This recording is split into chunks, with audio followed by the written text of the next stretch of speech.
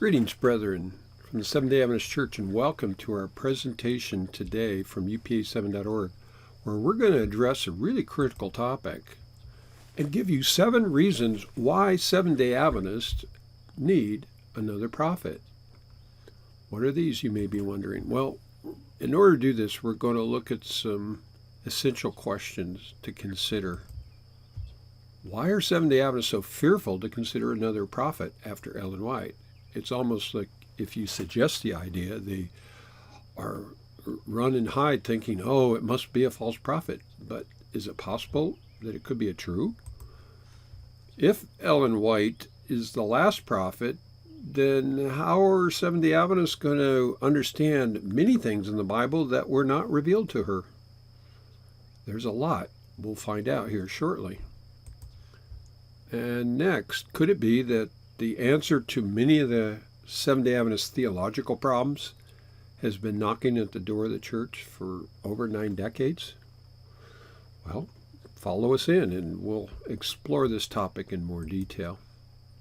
We'll begin with this text for meditation. It comes from The Great Controversy, page 609, paragraph 1. It reads, "Different periods in the history of the church have each been marked by the development of some special truth, adapted to the necessities of God's people at that time. Every new truth has made its way against hatred and opposition. Those who were blessed with its light were tempted and tried. The Lord gives a special truth for the people in an emergency. Who dare refuse to publish it? He commands his servants to present the last invitation of mercy to the world. They cannot remain silent except at the peril of their souls. Christ's ambassadors have nothing to do with the consequences. They must perform their duty and leave the results with God." So how much more for God's church today, the Seventh-day Adventist Church, is to be looking for special truth or light, because we are certainly in an emergency. The world's going completely crazy. The church is in a very backslidden condition, so it's necessary that we should be looking for new truth. But to expect that it's going to make its way against hatred and opposition. But the true will accept, those that are thirsting, hungering for righteousness will accept this invitation and will stand for it and leave the consequences with God. So with this in mind, let us explore the topic with reason number 1 that Seventh-day Adventists need another prophet. It's the topic of the 7 trumpets. Some Seventh-day Adventists believe the view that is promoted in Uriah Smith's book, Daniel and Revelation. However, there are other views. As an illustration, on February 11, 2011, the popular ministry 3ABN hosted a symposium on the 7 trumpets, where they invited leading scholars, evangelists, pastors, laymen. And the amazing thing is they never published any results. And it begged the question, why is that? Well, it's because there was division. There were some people holding different views, at least 3 different views. So there was no consensus. So it begged the question, well, maybe they need, a divine prophet or inspiration to guide them. This is their greatest need. So, and today the situation is even more perplexing, where you got leading influencers that a lot of Adventists follow, such as Walter Reith, who will openly admit that they don't have an inspired answer, and there's different viewpoints, but then they go ahead and give their opinions, which ends up confusing their followers. So they think, well, I like this point, but I don't like that. So it's just rambling on and leading to more confusion. What we need is positive, definitive, it is written, thus saith the Lord. So this is a glaring example of the Adventists do not have the understanding, the 7 trumpets. Where's it going to come from? Well, let's give an illustration here to point this out. We'll read a little portion of trumpets in Revelation chapter 9, verses 17 to 19. It reads, "And thus I saw the horses in the vision, and them that sat on them, having breastplates of fire and of jacinth and brimstone, and the heads of the horses were as the heads of lions, and out of their mouths issued fire and smoke and brimstone. By these three was the third part of men killed, by the fire, and by the smoke, and by the brimstone which issued out of their mouths. For their power is in their mouth and in their tails, for their tails were like unto serpents, and had heads, and with them they do hurt. What in the world does this mean? Well, if you go with the view of Uriah Smith, he makes the argument that these are Mohammedan or Turkish warriors, Arab warriors back in the 15 and 1600s.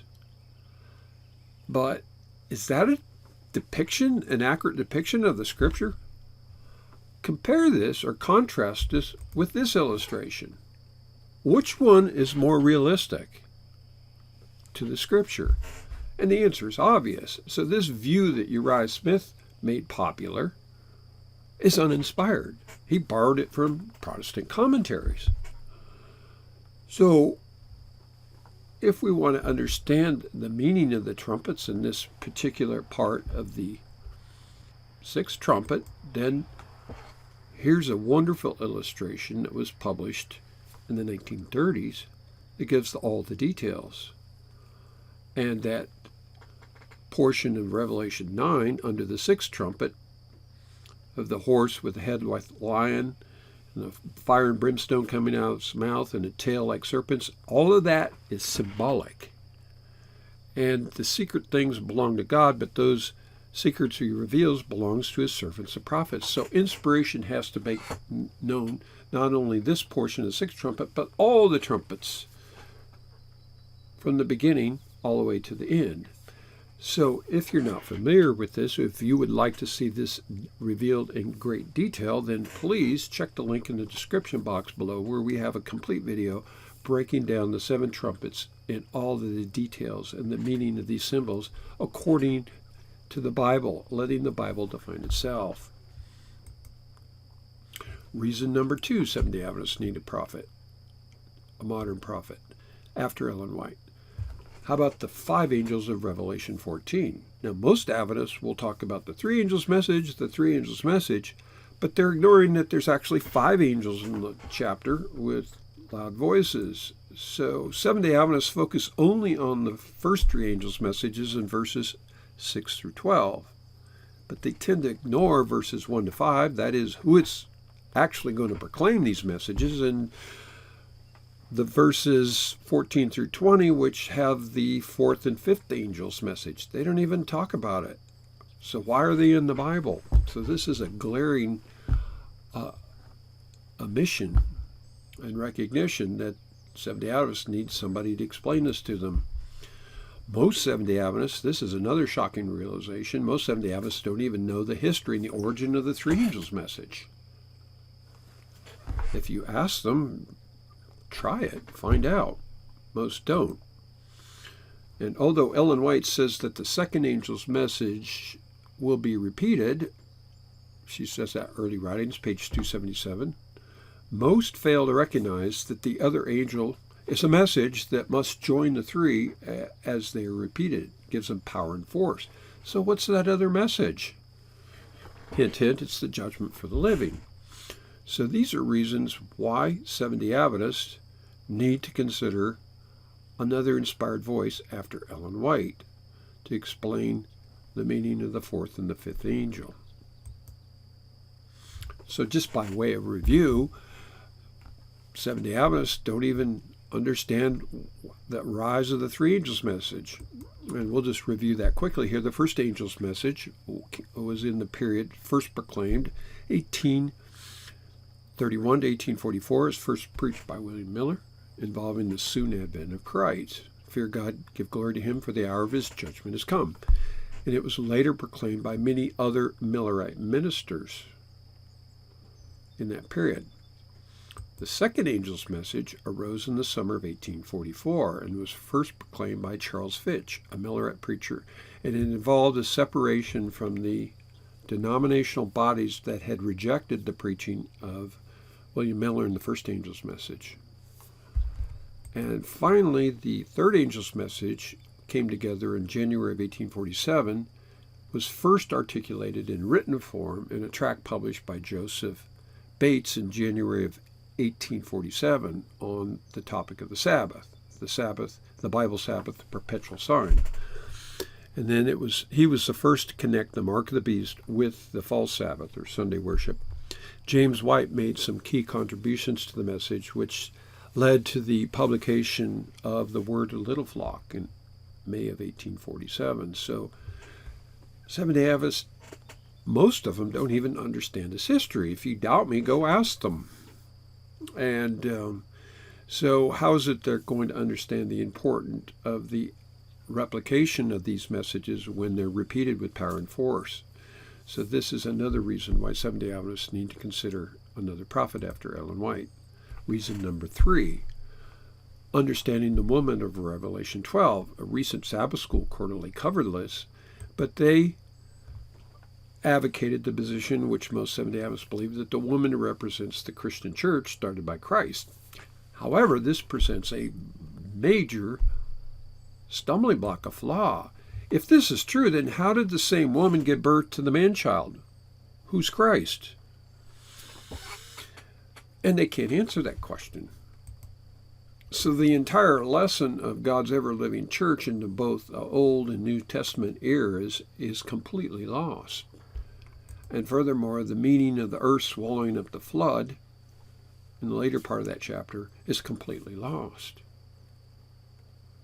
So you can see here, when you make a faulty assumption, you lead into the wrong path. So the whole lesson here is beautifully illustrated in this chart here, showing the woman with the dragon there opposing the woman. Satan's attempts to destroy God's true church, not only in the period without the Bible, but the period with the Bible. And so all the meaning of the symbols, the dragon with the 7 heads and the 10 horns, the woman with a crown on her head, standing on the moon, all of these are, meanings have symbolic application. So how's that going to be explained? It has to be through inspiration. And here's another part of it, the woman with the 2 great wings like an eagle, showing us different periods of God's ever-living church in both the New Testament and the Old Testament eras. So if you're interested in all of this revelation, then please check the video link in the description box below, where we have a more detailed study on these topics. Reason number 4, that Seventh-day Adventists need another prophet after Ellen White. Confusion on the man 666 of Revelation 13. Some Seventh-day Adventists believe that the man to be the papacy. Others teach that it's the, quote, Antichrist system. The traditional view that the Pope is the man based on the papal Thyatira has been exposed as complete fraud. Now, we have a video on that. You can check a link in the description box below. But the idea that vicarious filia Dei identifies the Pope, and we'll look at that in the next slide here. Because of past controversies and embarrassments, the mainline Seventh-day Adventist publications tend to avoid the topic today, because even Catholic apologists expose and challenge Seventh-day Adventists that their teaching is not on the man 666. It's not actually biblical, but they actually get it from Uriah Smith, which is true. And if you follow it out, Uriah Smith borrows it from another teacher. So it doesn't come from the writings of Ellen White. She never taught that. So the big question is, who is the man 666? Some believe it's Augustus Caesar. Some think it's some mystical figure to rise in the current day. Others argue it's the Pope, maybe the President of the United States, the leaders of the 2-horned beast. Who is it? Well, how are we going to resolve this? Well, it begs the necessity of through inspiration is the answer. Now, this whole position on the Pope's Thyatira and covered with the identifying marks vicarious filia Dei and the numerology, which is really an occultic practice of divination, which is condemned in the Bible. So we have a whole video exposing that, but this is not a biblical method to prove, to identify the man 666. And this image here on the left was actually taken out of a 1907 edition of Uriah Smith's Daniel Revelation. It was quickly removed when it was exposed by Elder S.M. Wilcox as a total fraud. This is a photographic alteration. And if you want to hear that story, then we have a whole video in the description, a link in the description box below to expose this absolute fraud. They tried to make a false doctrine into truth by creating a fraud. So this is not how we should establish our doctrine. So if you really want to know who the man 666 is, then check our link in the description box below on the video, where we will advocate and defend the original pioneer position published in the words of Little Flock. Reason number 5 that Seventh-day Adventists need another prophet after Ellen White. All the controversy over a reference in the book Testimonies to Ministers, page 475. This is where it's a statement predicting somebody to come in the spirit power of Elijah. Well, in a big cover-up, Elder D.E. Robinson published a tract in 1965 attempting to convince Seventh-day Adventists that Ellen White was the Elijah to come. But she said in her own words that somebody, when he shall appear, a male. So Ellen White's not male, and I don't think they were into transgenderism back in those days. Seventh-day Adventist leaders went so far in this cover-up to add an appendix item to the 1962 edition of the Testimonies to Ministers to further confuse the laity. A big word salad explanation. So this fraud continues to be propagated by Seventh-day Adventist church leaders. Now, anybody that will go read the statement in TM 475 in Ellen White's word, it's clear that she's predicting somebody to come after her, and it's going to be a singular masculine male figure. She's not referring to her own work. So, just as an example, here's the word salad from D.E. Robinson, part of it, where he makes the argument, not limited to a single individual. Mrs. White was an individual in the Great Advent movement, which she and the denominational teachers unitedly and consistently had set forth the fulfillment of Malachi 4, verses 5 and 6.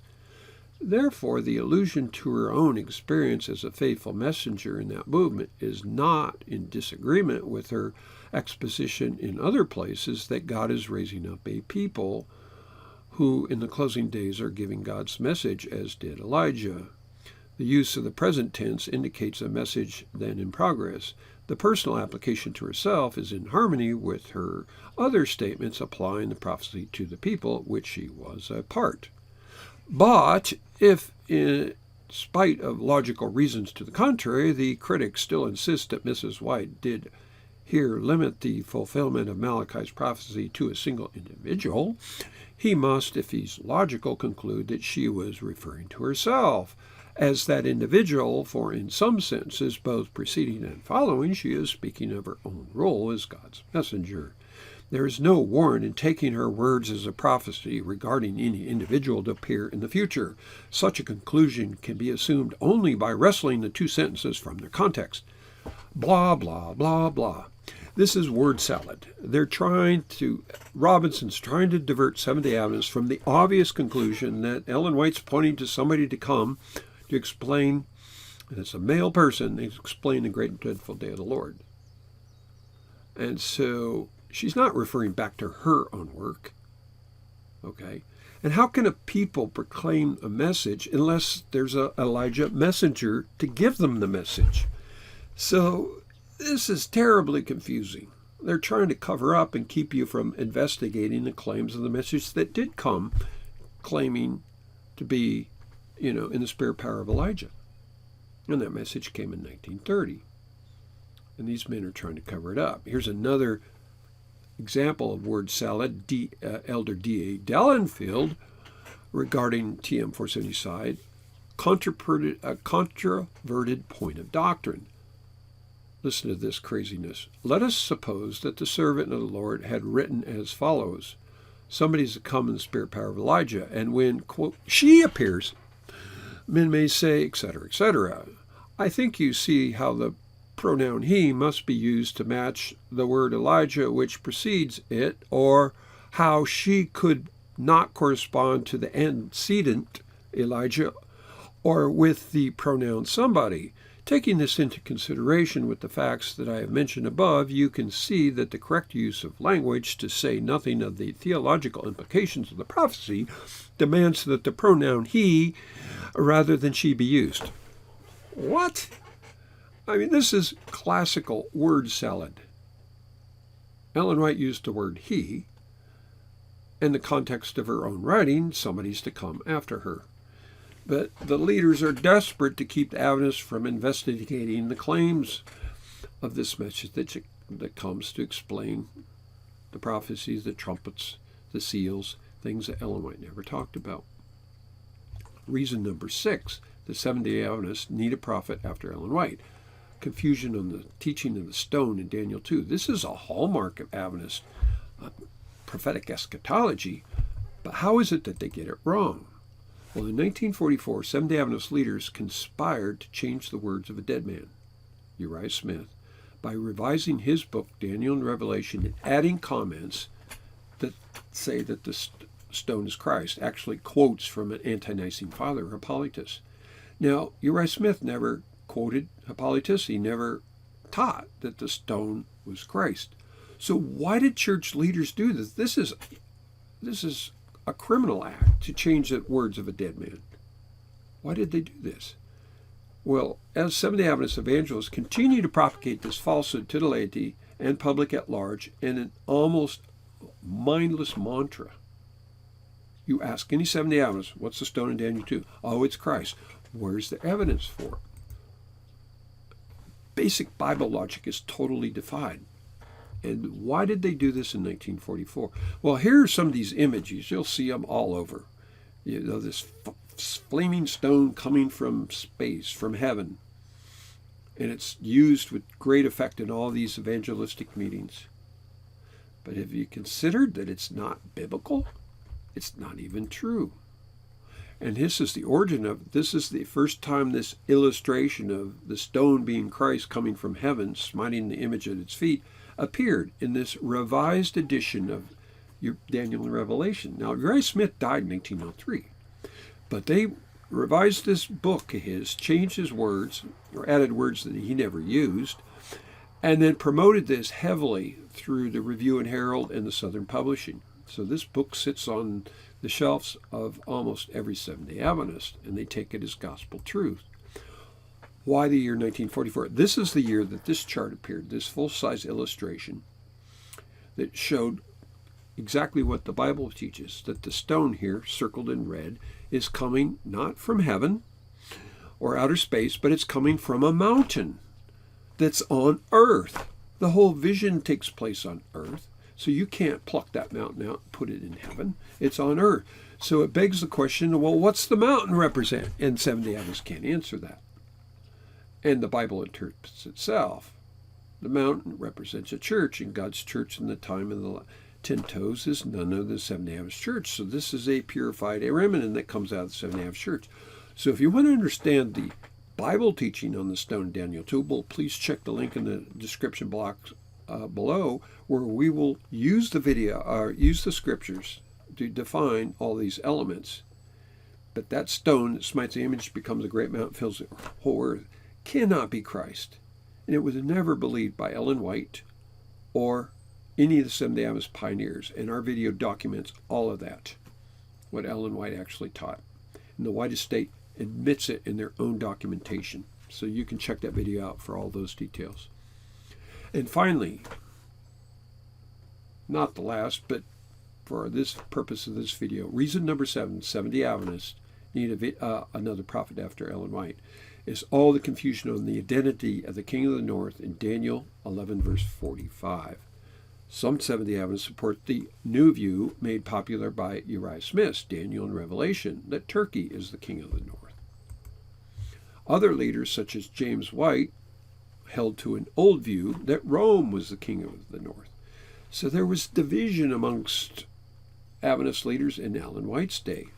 And this is very well documented. We'll see that in a minute. Then later in the 1940s, some Seventh-day Adventist leaders moved to a new position, the view that Russia was the King of the North, in verses 40 to 45.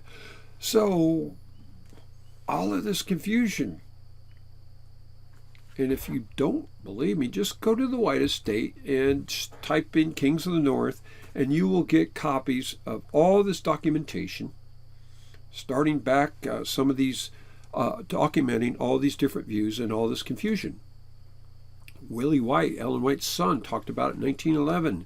Arthur White, her grandson, talked about it, and this is well recognized. And so these publications, you can see this stuff has been researched and well documented. They do not have a consensus, and none of the views on the King of the North are inspired. So that begs the question, well, where's the inspired remedy for this? If you want a copy of these documents, you check a link in the description box below. You can go right to the White Estate, download these, and read it for yourself. And here's just an example. Arthur White, in a letter published March 11, 1966, comes to this conclusion on the King of the North. While we study the difference of viewpoints in some doctrines as they were held by leaders of the cause, I think it would be very profitable to study the unity of teaching and the importance of our minimizing the differences on the minor points which Ellen White never considered as essential to salvation, and concerning which little or no light was given to her. Okay, so they can't escape acknowledging that there was division amongst Adventists in Ellen White's day and all the way up to the present. But then he makes a diversion. He's trying to do a hand trick to divert you. Well, let's focus on uniting on the points we agree upon and minimizing these differences. Let's sweep it under the rug. And then goes so far as to say it's a minor point which is not essential to salvation. Excuse me? What in the Bible is not an essential part of salvation? I mean, it is the Word of God. And understanding the King of the North is absolutely paramount to our soul salvation. And he has to acknowledge that Ellen White has no light on it. She didn't. That's why she predicted in TM 475 that somebody's to come in the spirit power of Elijah. And when he shall appear, men shall say, "Oh, you're too earnest. Let me tell you how to teach your doctrine." So the answer to the King of the North has been revealed. And it is essential to salvation. So this is an attempt by a church leader to divert Adventists from looking, don't look over here, look over there. It's terrible. So what can we learn from our presentation summarizing? Close examination of many positions of the Seventh-day Adventist Church on key prophetic doctrines reveals that they hold a variety of uninspired ideas. Today we've shown you 7 major issues. There are more. Maybe we'll do a part 2 on this. The idea that Ellen White has all the answers is fatally flawed. It is simply not true. She, in her own words, said there's further light to come beyond what God showed her. We have a compilation of over 40 references where she's admonishing to be looking for more light to come, especially as we near the end of time. So why contradict her own counsel? We should be expecting it. The divine remedy for the spiritual blindness of the Laodicean, especially the leaders, has been provided in a clear and convincing manner for over 90 years, since 1930, despite the almost superhuman efforts of church leaders to keep the light away from the laity. And you saw this in letters. Oh, it's a minor issue. Focus on the unity. It's not a soul salvation issue. That's the type of efforts to keep people away from the essential truths on so many of these topics. The only acceptable path for the individual Seventh-day Adventist is to investigate such claims for themselves and to decide who's peddling cunningly devised fables and who's teaching the truth for the hour. You cannot lean on the arm of flesh, the church leaders. It's a curse. Cursed is a man that leans on the arm of flesh. Isaiah says in chapter 2, verse 22, "Cease ye from man, whose breath is in his nostrils." And follow this inspired counsel. Sabbath School Work, page 28. Ellen White says, "Precious light is to shine forth from the Word of God, and let no one presume to dictate what shall or what shall not be brought before the people in the messages of enlightenment that he shall send, and so quench the Spirit of God. Whatever may be his position of authority, no one has the right to shut away the light from the people. When a message comes in the name of the Lord to his people, no one may excuse himself from an investigation of its claims. No one can afford to stand back in an attitude of indifference and self-confidence and say, I know what is truth. I'm satisfied with my position. I've set my stakes, and I will not be moved away from my position. Whatever may come, I will not listen to the message of this messenger, for I know it cannot be truth. It is from pursuing this very course that the popular churches were left in partial darkness, and that is why the messages of heaven have not reached them. Seventh-day Adventist brethren, don't be the ones that take this attitude. Please investigate the claims of the original Shepherd's Rod, because it has the answers to all of these dilemmas that the Seventh-day Adventists cannot address. Study for yourself. The workman needeth not be ashamed, rightly dividing the word of truth. This concludes our presentation. If you have any further questions, comments on the subject, then please subscribe to this YouTube channel, Present Truth Studies, for future updates, or look at videos we've done on other topics of essential truth for Seventh-day Adventists today. Request copies of the study outlines or the actual original tract literature related to any of the topics we covered in this video today.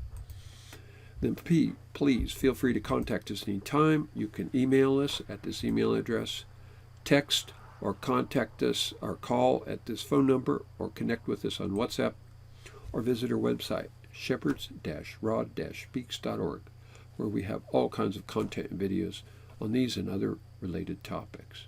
We thank you for your time, and may God richly bless your search for truth as for hidden treasure. Godspeed.